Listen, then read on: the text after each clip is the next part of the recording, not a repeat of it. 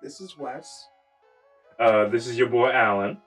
And we would like to welcome you to the Underground Geek Shack. Today we have with us Sam. Sam, hi. How you doing? How's it going? I'm doing good. How you doing, bud? Good, good. Alan, how you doing? Oh yeah, I'm good. Sorry, y'all. We have to switch back and forth between mics. I'll just fix that in post. But yeah, I'm doing good. I just got back from work. It was chill. Just a regular Monday. Nothing really exciting happening. No coworkers made me mad, so that's good. That's good. Hell yeah. That's the beauty of working sometimes. Just someone makes you mad, no worries, no issue. I'm off today, so I don't got those problems. That's good. Hey, look, you look more chill. You got your haircut. You look nice. Thank you. I miss my locks already. Entirely. Well, you can't reverse that. That's a done deal. All right, I gotta grow them out and then reattach the locks if I wanted to. So what are we talking about today, Wesley? So today we are going to be talking about DanDaDan because DanDaDan is now getting an anime by Science Saru, I believe. Mm-hmm. Yeah. So, hey, do you both want to know something? Yeah. So, what do you get when you clash aliens and spirits together? I don't know, Wes. What do you get? You get DanDaDan by Yuki no Utatsu. Is that how you get? Oh, well, if that's the case, I want a refund. But nah, I'm very excited, to talk about DanDaDan. This is something that you have been hounding me ever since DanDaDan came out. You were like, oh, did you read DanDaDan? Did you read DanDaDan? Also, did you get the Shonen Jump app? And, when I first looked at it and I saw the teaser, for the anime, it was a thing where I looked at it. It was very colorful. It was very, poppy. It kind of reminded me of like Mob Psycho, when it came to the colors and everything, and also, the vibe of it. But I remember, you finally broke me. I went to get DanDaDan at our local Books a Million. Mm-hmm. And, it's one of those things where, I have a lot of free time at my job. So I decided, I'm just going to pop it open when I'm at my front desk to see, how it is. And, I was just reading through it and, I knew you told me that it was about, aliens and also, the supernatural. And so, as I was reading it, I was like, okay, it's a love story between these two, main characters. And I was like, okay, where's this going to go? One's into supernatural. The other one doesn't believe in aliens, but the other one, it's the reverse where the other one believes in aliens, but the other one doesn't believe in the supernatural. And it definitely took a more turn than I was expecting, when it came to the very suggestive aliens and the very, let's say this granny is kind of nasty. Give us your banana. Give us your bananas. But, we're going to mainly go over, the first, the few chapters in the volume 1, and Wesley, had a chance, and also Sam, did you get a chance to see the anime premiere? Yes, I did. So they're going to go over, the premiere when it came to the first, was it 3 episodes? Yeah. Yep. And the reason I couldn't see it is because I had to work that day, unfortunately, and so I had to wait. But it's coming out, this week. Was it on October 3rd? Yes, it's coming out on a Thursday. Mm-hmm. On a Thursday. So yeah, and. So excited. Yeah, look, I'm excited too. Like, look, it's gonna be irritating because Wesley's gonna already seen it, and then he's gonna be. Technically, y'all are gonna see it before me. I'm gonna be at work. No, look, what I'm saying is that I know, like, when I see it, like, oh my God, this happened, you'll be like, I know, because I want to see the premiere. And you just read the volumes up to what's the latest chapter? Latest chapter is 168. Yep. So you know everything. Almost everything. I gotta read through 168 today. I read some of the granny fight earlier, but I kind of granny. I took a nap right like in the middle of it because I was just like, I need to take a nap. It'll do that sometimes. But, it's like it's really fast. The move he pulled to weaken her, my lord. So we already know that we're going straight into this. So let me ask both of you this question: how do you feel about Momo and Okurin? How do I feel about them? Mm-hmm. Like when we first started. I like their dynamic. Yeah. I like that she's a Gyaru. I like that she's kind of like she's not like a full fledged girl like her homegirl who's like got the tan skin and all this stuff, but she's kind of like rough and tumble. She's almost like a like a how like animes have like them bad boy characters like Yusuke types. She's almost like a Yusuke type. Yeah, because she's like rude, but she's got a heart of gold, but she'll beat your ass, and like she's attractive, but she's not like. I mean, there's a few suggestive poses that they do with her because that's just manga, that's an anime, but like I really like her character, and Okaru's hilarious. Like I love him, like he's so funny.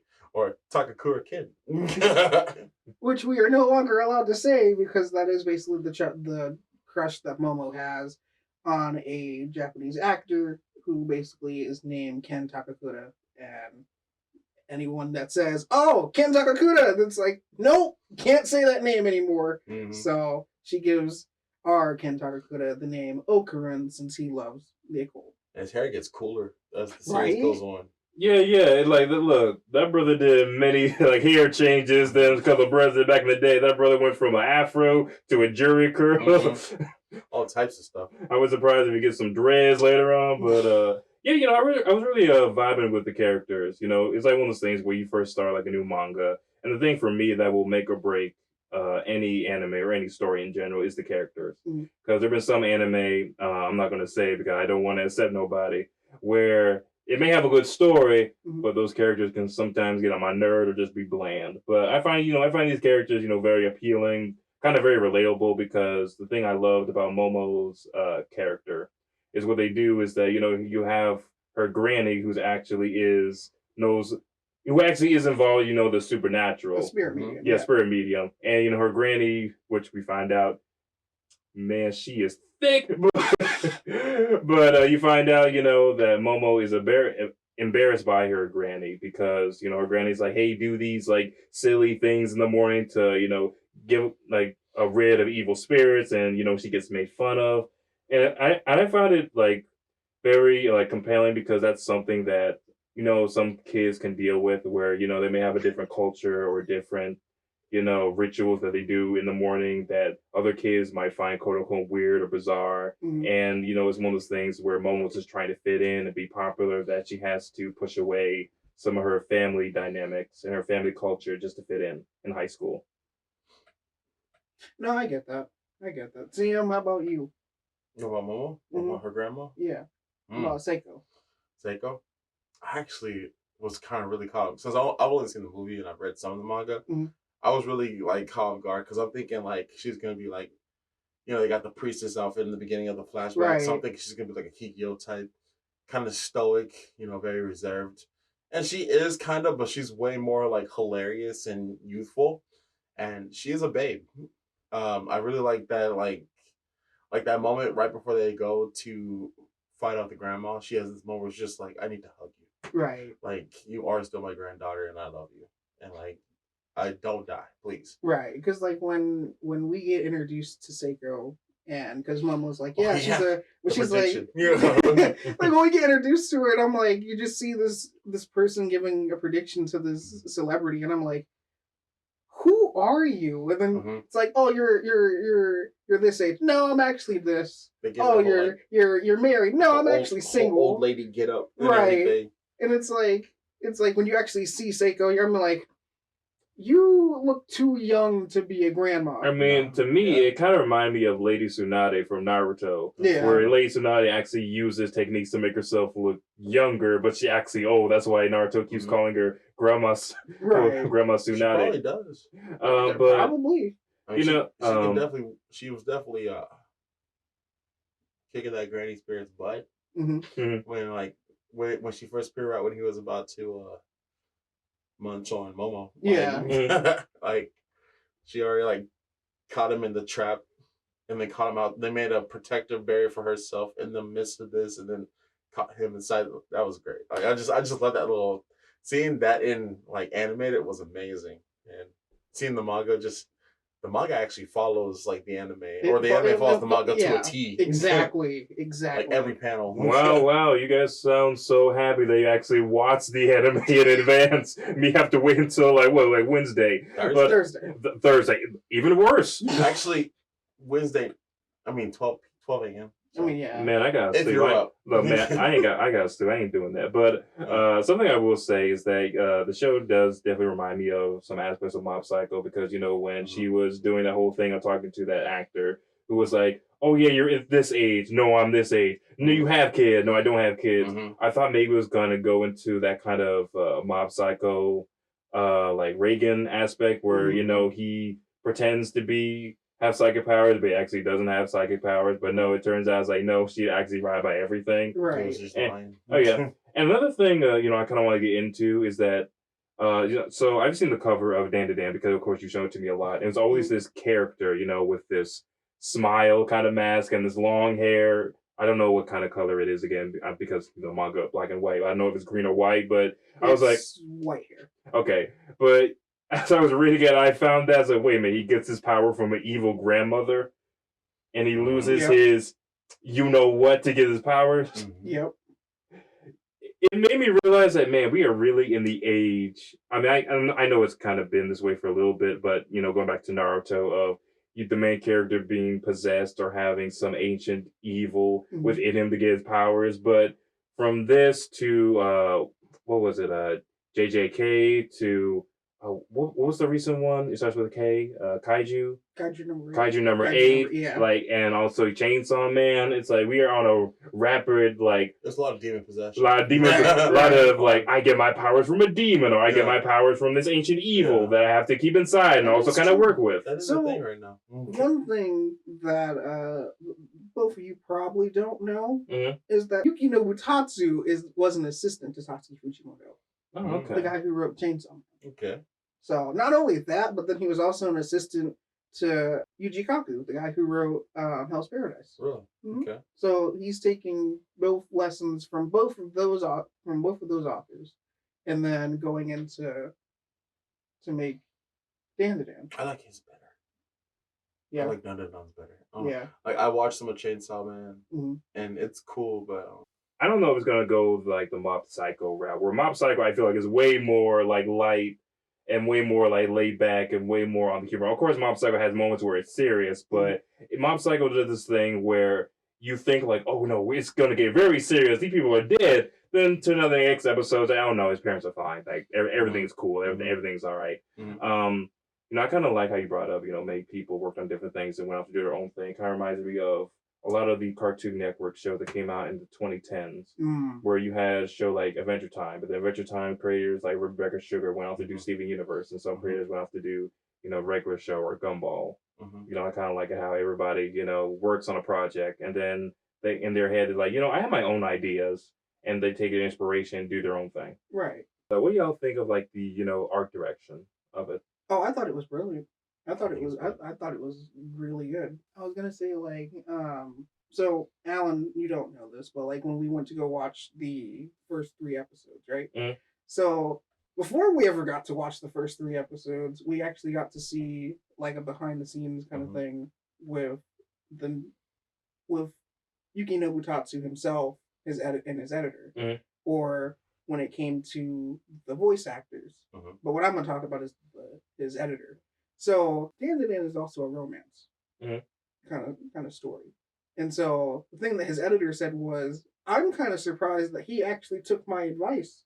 His editor said, hey, you want to put romance into your story? Here's 100 romance manga. Read them. And so Nobutatsu sat there. He was like, okay. And then he read all of them. And he was like, all right, cool. I now know how to put romance and incorporate romance into my story. Bam.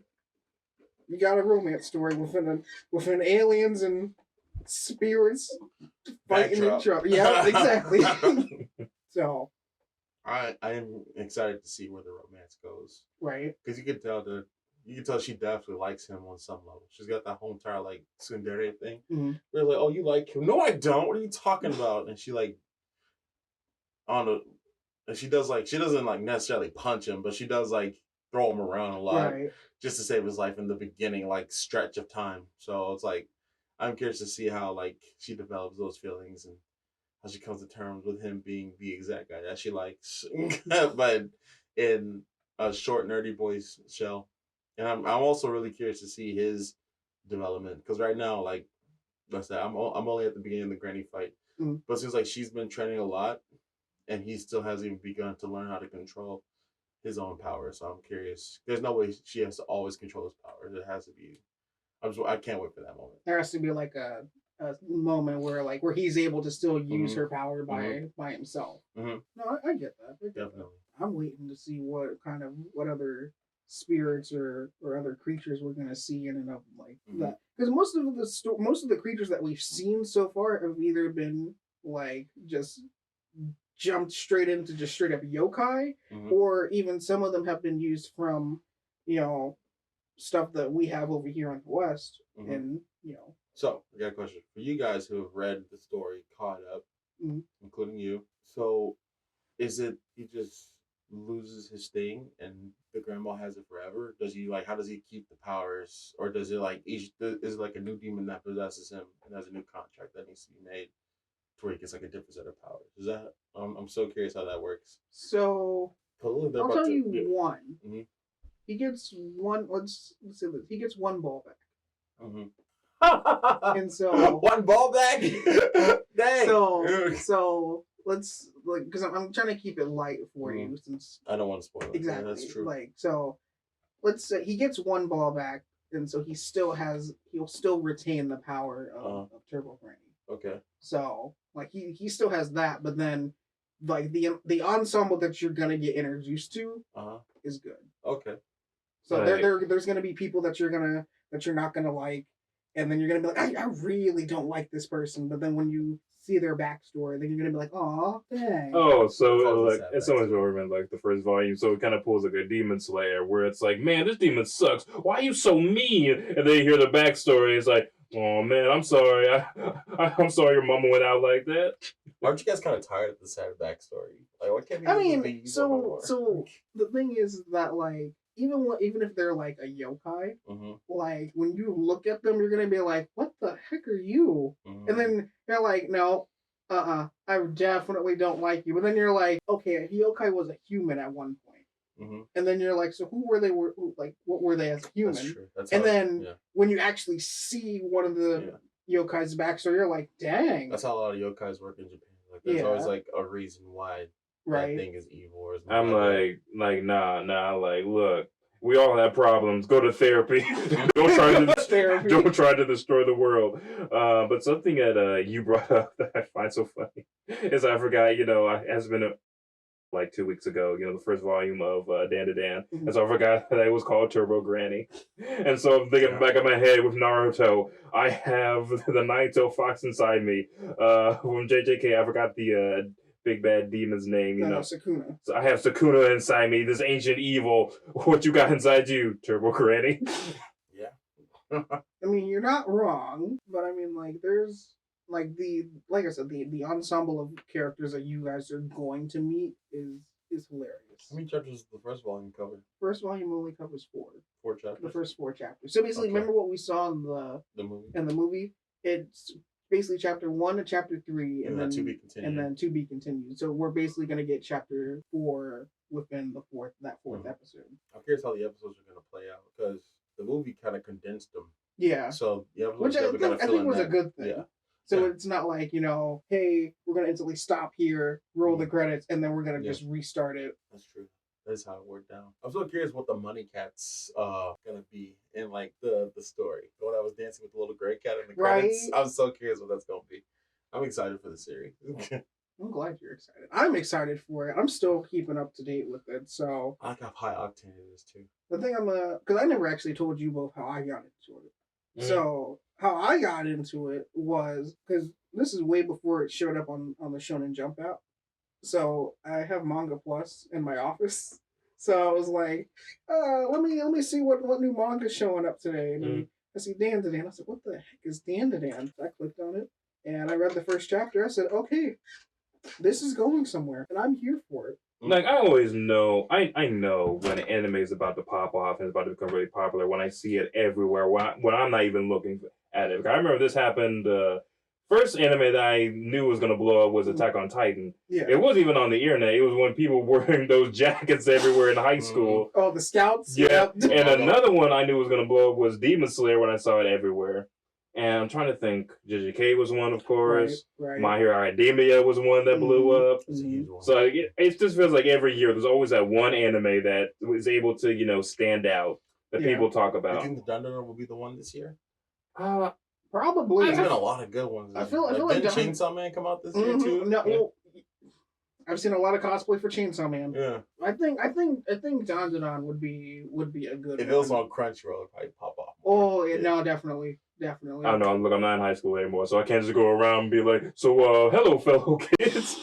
What's your favorite anime, sir? What you doing here?" No, let me go. I'm just asking the youth about anime. I just want to talk about anime. That's what they all say. What's your thoughts on Turbo Granny? What's your thoughts on Turbo Granny? Arrest him! Sir, get in the car. I feel like with certain anime, there's always that level where you don't know, like okay, am I? If this is gonna blow up or just gonna be, it's gonna be successful, but it's not gonna be as big as the giant ones like JJK or. I think DanDaDan will have a pun intended cult following for sure. I feel like it would. Like Mob Psycho is not super popular, but it has a solid loyal cult following.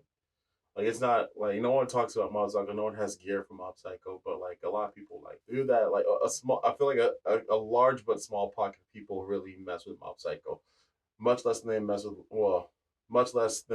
like Jujutsu Kaisen or Chainsaw Man or whatever. I think DanDaDan's gonna fit in that Mob Psycho pocket, especially if it this feels like an anime that can actually end in a solid amount of chapters before it just gets too much. Right. Yeah. I feel like a lot of modern anime is starting to do that, where they're not like going on and on and on. I feel like in the early days when it came to Naruto, especially when it came to Naruto, Bleach, Dragon Ball. I mean, One Piece is still the king. Right. One Piece. Oh my god. Because I remember, I wasn't following One Piece like that back in the day, and then I remember a few years ago when we actually met back in college, and then one of my friends was talking about One Piece. I'm like, One Piece? Did it end? I'm like, nah, man, it's still going. It's still going?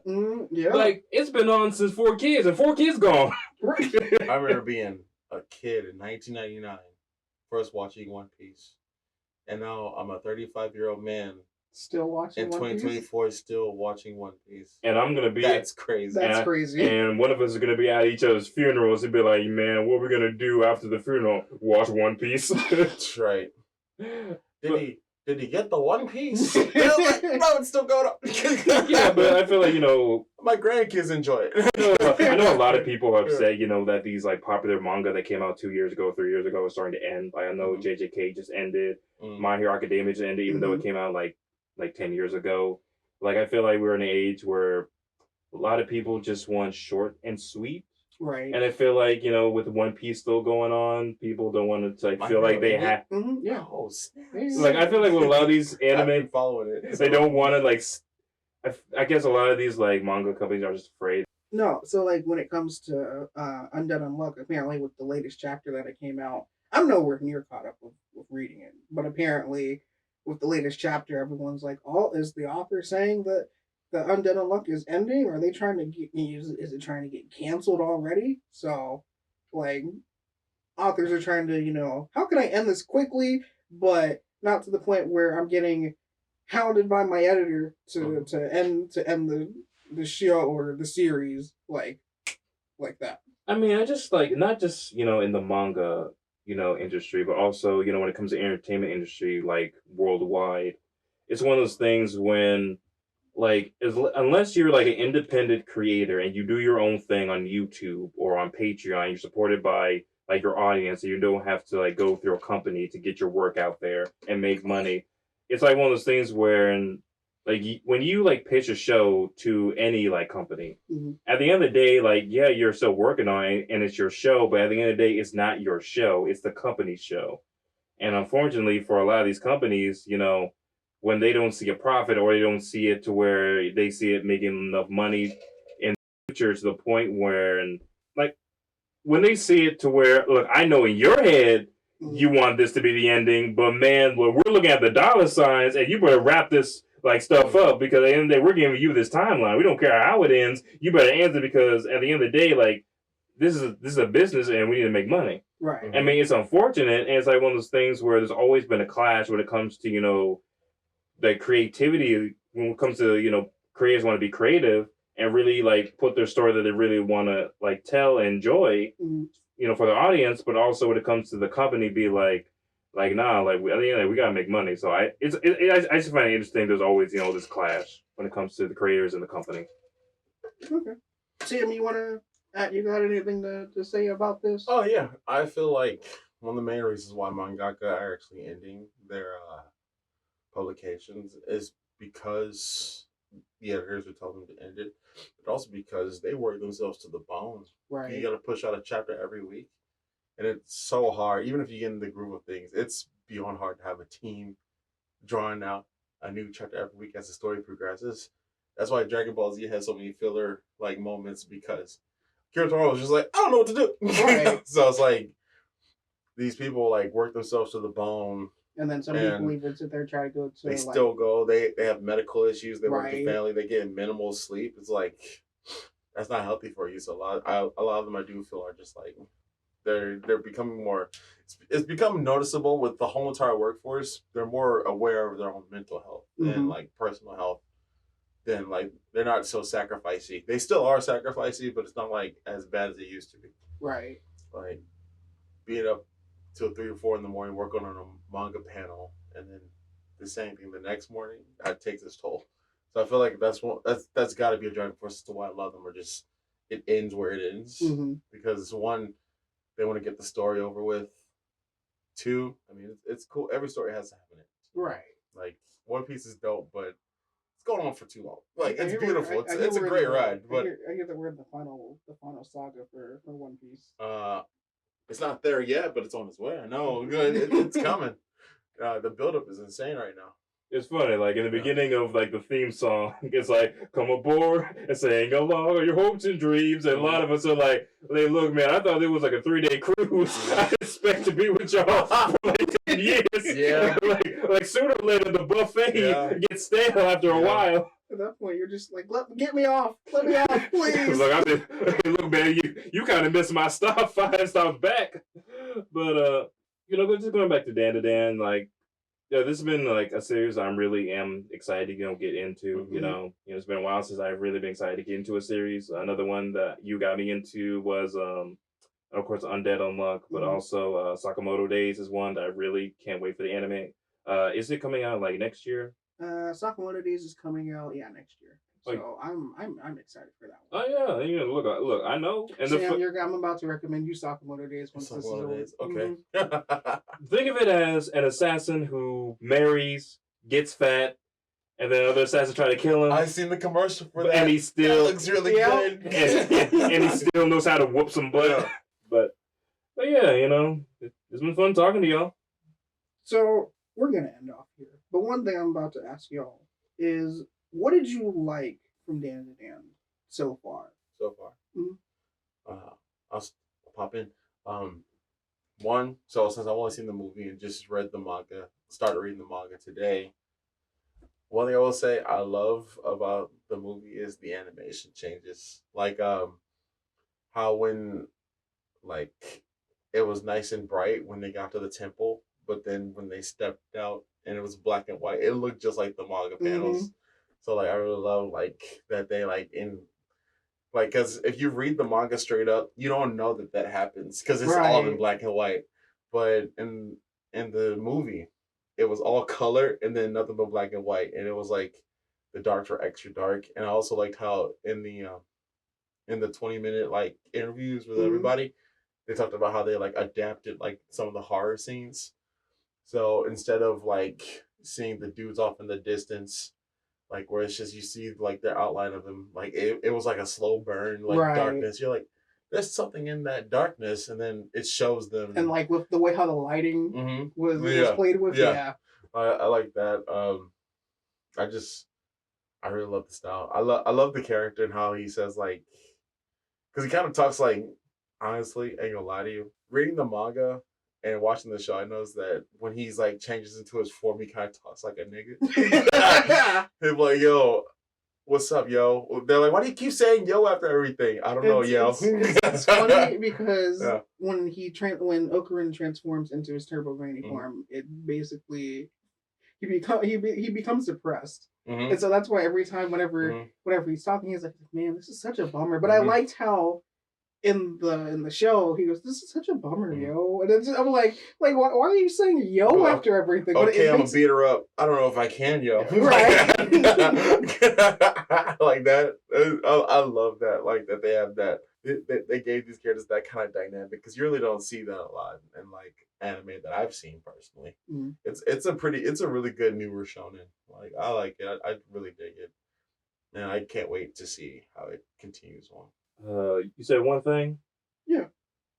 Oh man. Okay. So as someone who hasn't, seen the anime, of course, seen the trailers of it, then I can't wait for it. Of course, it's just the colors, the different animation styles that they're doing, and I just love how weird it is, I've been just, when it comes to anime, anime always has to find this nice balance with me where it doesn't get too weird or too ridiculous to the point I'm like, okay, wait a minute, this is just too bizarre. It's funny because I remember, of course, I love JJK, but I remember the first time I watched JJK with you actually was when we went to see the JJK Zero movie, and I never seen any of the like anime before. JJK Zero is like a prequel, to the show. And it's funny, like, okay, these characters, they got swords, they got powers, and anything.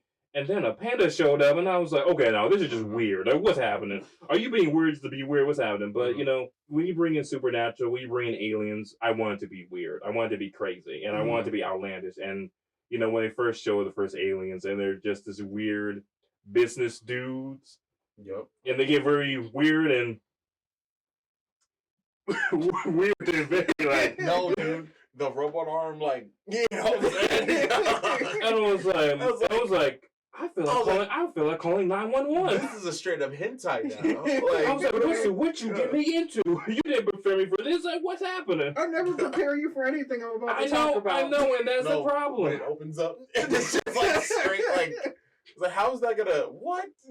But I love, the teamwork between, the two characters. I love the fact that, we have in this era, of now we finally have strong women in anime. Like, we ain't doing like a soccer situation. We're not doing a Sakura. We're not doing an Orihime where they have to be rescued by the main characters. Right. No. Like, yeah. We actually have a woman who's actually like, not one, but a girl is actually gonna kick some butt. Right. Oh, that's also a big thing. Mm-hmm.